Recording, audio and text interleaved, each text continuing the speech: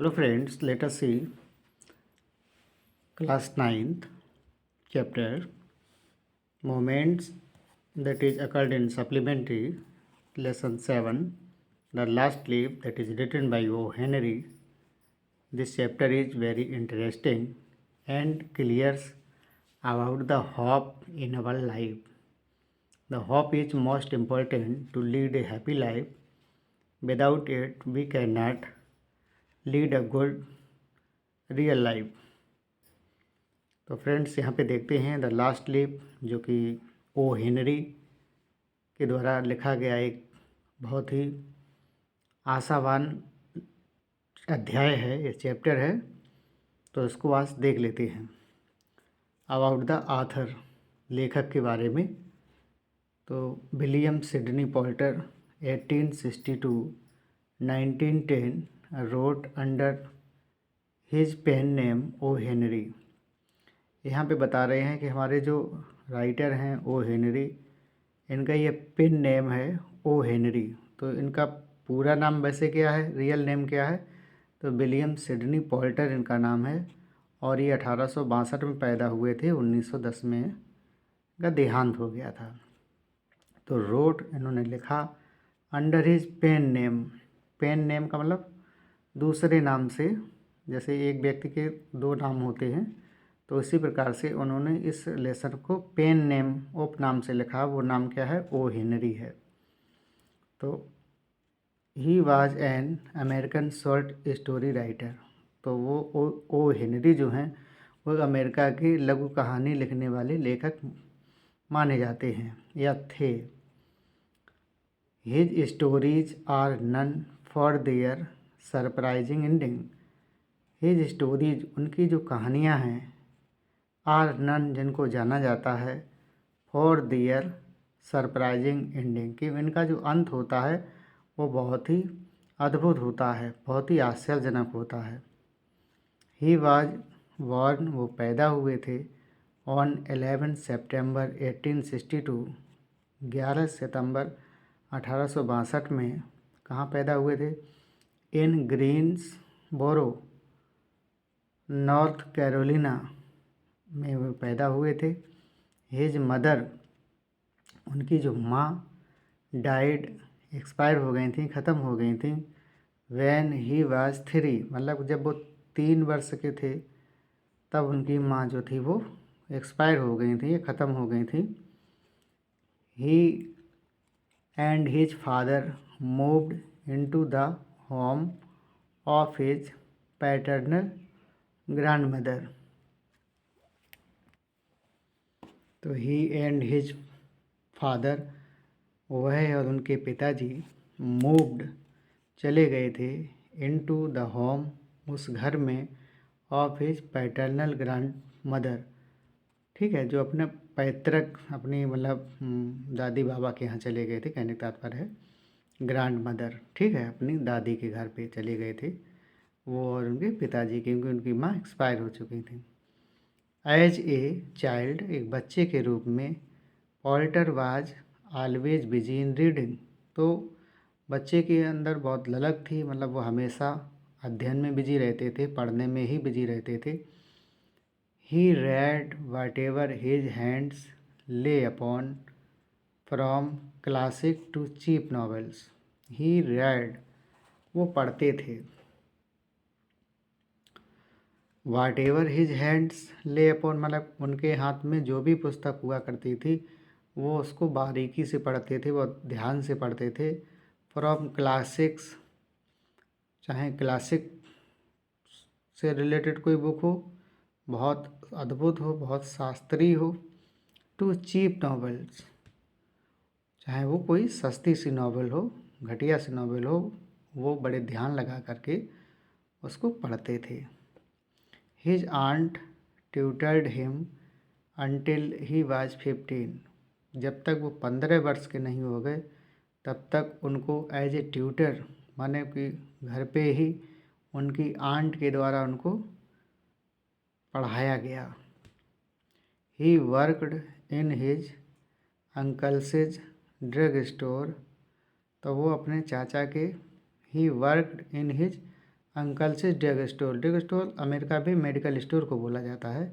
तो यहाँ अंकल का मेडिकल स्टोर होगा वहाँ पे, तो वहाँ पे वो काम भी क्या करते थे।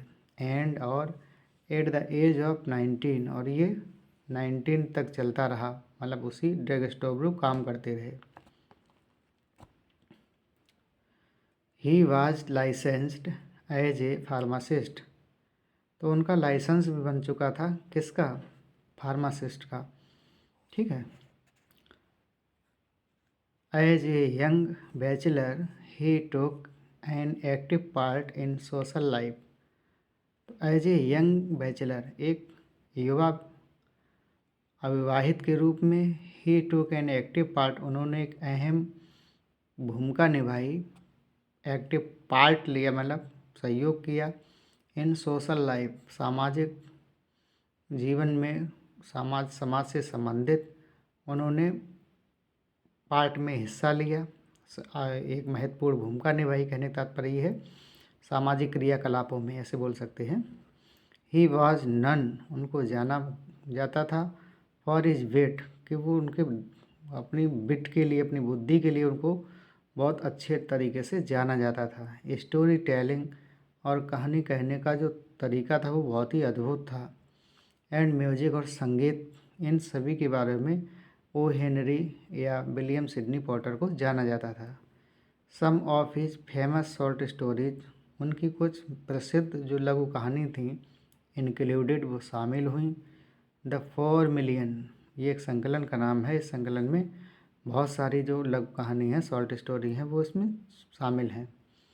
The gift of the Maggi, तो ये भी संकलन है, इसमें इनकी कविताएं रखी गई हैं। And the last leaf ETC, और ये लास्ट लीफ जो कि आज जो चैप्टर है इसके बारे में बताया जाएगा। He died on 5 June 1910 at the age of 47, और 47 वर्ष की उम्र में 5 जून 1910 को एक ऐसा महान लेखक सदा के लिए चिर निद्रा में सो गया। इसके बाद देखते हैं सिनॉप्सिस ऑफ द लेसन, संक्षिप्त में लेसन को समझ लेते हैं। This is a story of 2 young female artist who lived together in A small flat of an old house. तो दिस इज ए स्टोरी, ये कहानी है, ऑफ 2 यंग फीमेल आर्टिस्ट, 2 महिलाएं हैं, वो एक आर्टिस्ट हैं, कला बनाने वाली हैं, कला के क्षेत्र में रुचि रखने वाली हैं। हु लिव्ड, जो रहती थी, टुगेदर, साथ में, इन ए स्मॉल फ्लैट, एक छोटे से फ्लैट में, ऑफ एन ओल्ड हाउस, जो कि एक पुराना घर था। जॉन्सी सफ़र्ड फ्रॉम निमोनिया, मतलब जो दोनों मित्र थीं, महिला दोनों मित्र थीं, तो उसमें जो जॉन्सी नाम की जो लड़की थी, वो सफ़र्ड मतलब कष्ट में थी, मतलब सफरिंग में थी, फ्रॉम निमोनिया, उसको निमोनिया हो गया था। जॉन्सी फ्रेंड शिव, और जॉन्सी की फ्रेंड कौन है, शिव है, वाज वरीड, वो बहुत चिंतित थी, that her friend was not responding to medicines. She was worried, वो बहुत चिंतित थी, दैट कि हर फ्रेंड, उसकी जो मित्र थी, was not responding to medicine, मतलब जो दवाई थी वो उसको सहयोग नहीं कर रही थी उसकी बीमारी में, मतलब वो ठीक नहीं हो पा रही थी।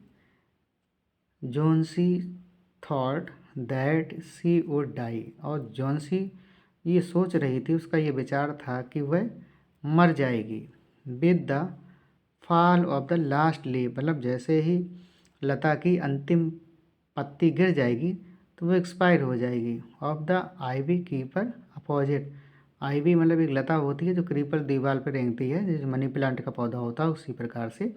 Opposite her window on A wall, मतलब जो बीमार थी निमोनिया से, तो उसके जहाँ पे वो लेटी हुई थी, तो उसके रूम में एक विंडो थी, उस विंडो के सामने आईवी क्रीपर की लता थी, तो उसी आईवी क्रीपर की जो लता थी वो वाल पे चढ़ी हुई थी। Shiv told this to an artist, तो शिव ने ये घटना आर्टिस्ट को बताई, एक और पेंटर थे वहाँ पे, उनको बताई, जिनका नाम क्या है, वेहरमैन जिनका नाम है। हु पेंटेड ए लीफ, उन्होंने पेंटेड ए लीफ एक पत्ती का चित्र बना दिया, ऑन द वॉल दीवार पे, विच लुक्ड लाइक ए लीफ जो पत्ती के भांति दिखता था, ऑफ द क्रीपर मतलब उसी लता की पत्ती के समान दिखता था जो कि बेयरमैन ने बनाया था। वेनेवर जब कभी, Johnsy peeped out of her window जैसे ही उसने अपनी विंडो से झांक करके देखा, सी फाउंड उसने पाया, द लीफ देयर मतलब वो पत्ती वहाँ पे थी क्योंकि वो तो पेंटर ने बनाई थी।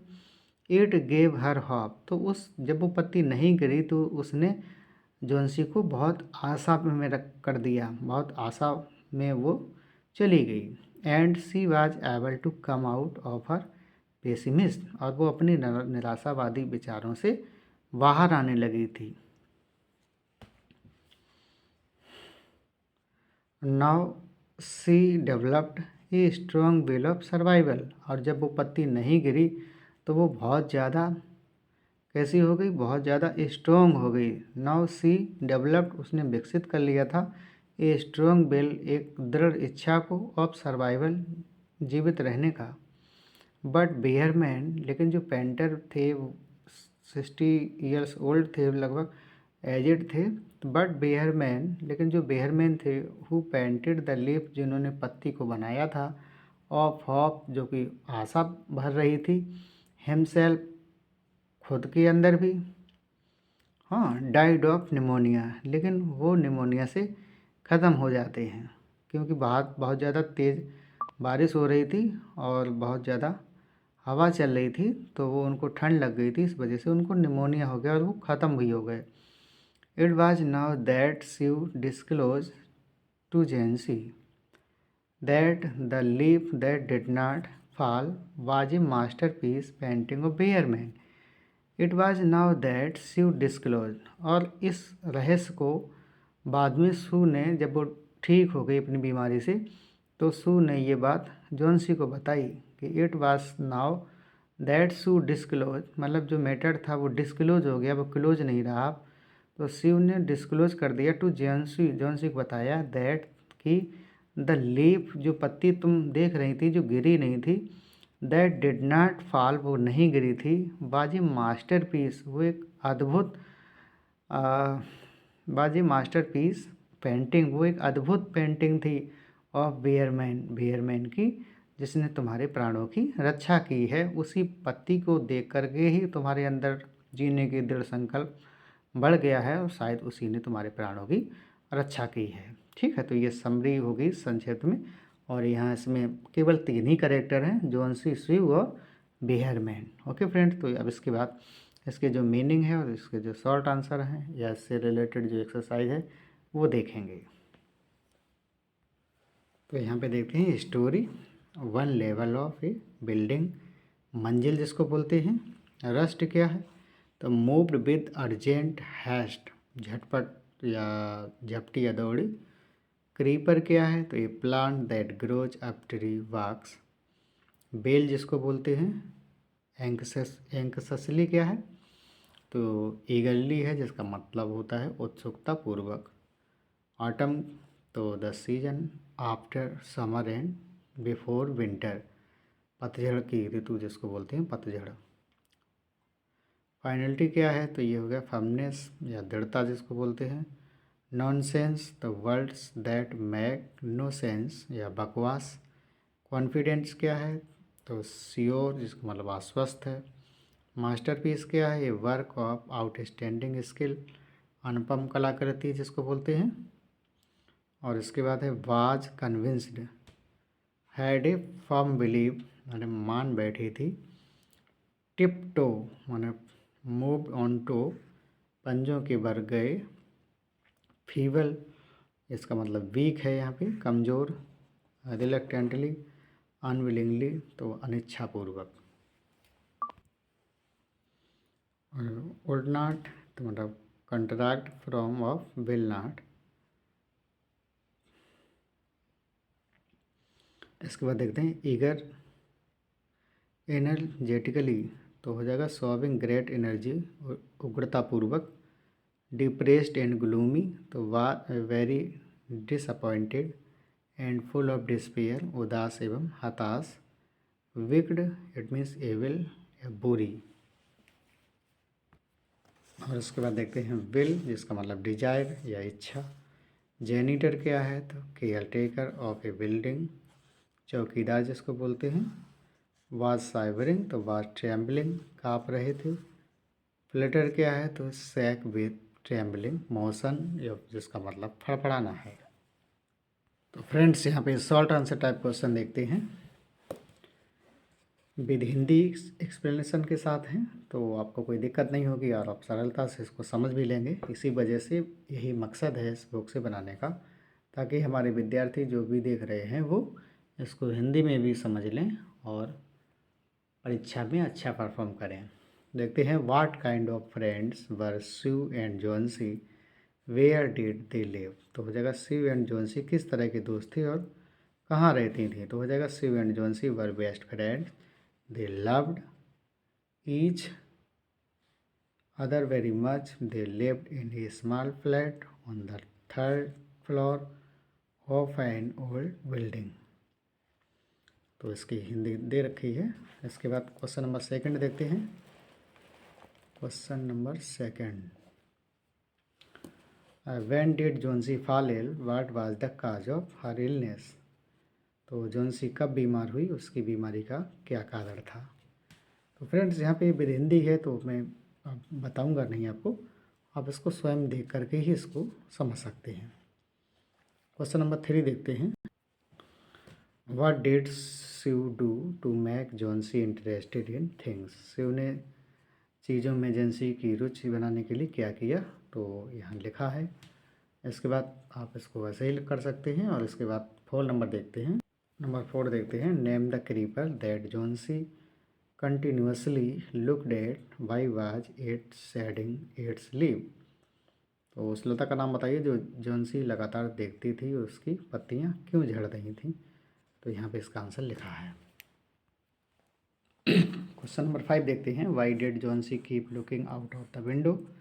जॉन्सी खिड़की से बाहर क्यों देखती थी, तो यहाँ इसको लिख लेंगे। इसके बाद क्वेश्चन नंबर 6 देखते हैं। क्वेश्चन नंबर 6 है, what did the doctor tells you about Johnsy's illness. तो जॉन्सी की बीमारी के बारे में डॉक्टर ने शिव को क्या बताया, तो यहाँ लिखा है।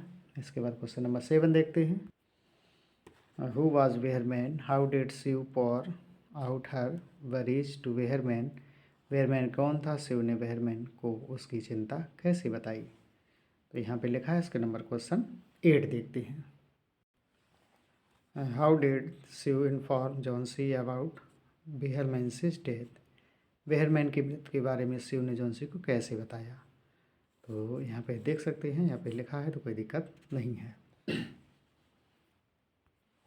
तो लॉन्ग आंसर देखते हैं, how did Behrman save Johnsy's life, which things were found near Behrman's bed after his death. Behrman ने जॉन्सी की जान कैसे बचाई, मृत्यु के पश्चात वेयरमैन के बिस्तर के पास कौन सी वस्तुएं मिली। तो ये क्वेश्चन कुछ इम्पोर्टेंट है, तो इसको आप लिख सकते हैं इस प्रकार से।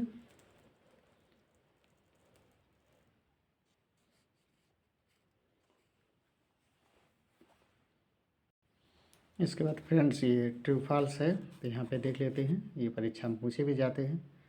Shiv and Johnsy are two young artist. तो ये सही है, ट्रू है।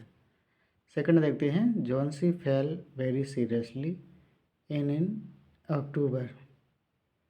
तो ये फॉल्स हो गया है, गलत हो गया है, क्योंकि जॉन्सी जो है वो नवंबर में इल हुई थी, मतलब बीमार हुई थी, निमोनिया हो गया था। और इसके बाद जॉन्सी 3 देखते हैं, Johnsy had lost interest in life due to pneumonia. तो ये भी सही है यहाँ पे। नंबर 4 देखते हैं, Shiv talked about cloth and fashion but Johnsy did not respond. तो ये सही है यहाँ पे।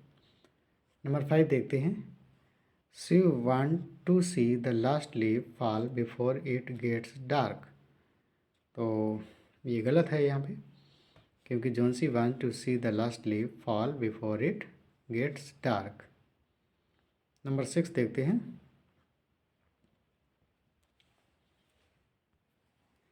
नंबर 6 देखते हैं। Sue smiled bigly and closed her eyes.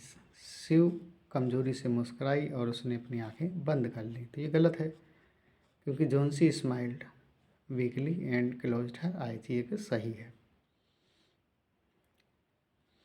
और इसके बाद मल्टीपल चॉइस देखते हैं। Choose the best alternative to complete each of the following sentence. तो यहाँ पे क्या हो जाएगा, आंसर हो जाएगा शिव लुक्ड आफ्टर जोन्सी। तो यहाँ पे शिव भरा जाएगा। नंबर 2 देखते हैं। तो यहाँ पे क्या भरा जाएगा, was brought by Sue into Johnsy's room. तो हो जाएगा drawing board was brought by Sue Johnsy's room. 3 देखते हैं। जोन्सी वाज लुकिंग द, तो हो जाएगा आउट ऑफ द विंडो। तो क्या देख रही थी, लीफ देख रही थी। तो यहाँ पे बी ऑप्शन क्लियर हो जाएगा। और इसके बाद आगे देखते हैं। नंबर 4 देखते हैं। तो had developed a strange superstitions. तो हो जाएगा जोन्सी, यहाँ पे भरा जाएगा क्योंकि आंसर दिया गया है यहाँ पे। तो Johnsy had developed a strange superstitions. ठीक, जोन्सी ने एक अजीब अंधविश्वास पाल लिया था। नंबर 5 देखते हैं। Refuse to eat all drink in the story. तो ये जोन्सी ने ऐसा खाने पीने से मना कर दिया था क्योंकि उसको निमोनिया हो गया था। नंबर 6 देखते हैं। तो इन अ फीबल वॉइस, तो यही वाला हो जाएगा। Johnsy asked Sue to draw the curtain. मतलब बड़ी कमज़ोर सी आवाज़ में जोन्सी ने शिव को पर्दे खींचने के लिए कहा था। नंबर 7 देखते हैं। तो वाज द मास्टरपीस ऑफ बेयरमैन। तो हो जाएगा द आईवी। जो लीप बेयरमैन ने बनाई थी वो वही उत्कृष्ट रचना थी। ओके फ्रेंड्स, तो आज का चैप्टर यहीं पे समाप्त होता है। आशा करते हैं चैप्टर आपको अच्छा लगा होगा। और यदि आपको अच्छा लगा है तो चैनल को ज़्यादा से ज़्यादा लाइक करें, शेयर करें और सब्सक्राइब करें। यदि कोई प्रश्न आपके दिमाग में है तो कमेंट बॉक्स में ज़रूर पूछें। आपका दिन मंगलमय हो। Thank you very much.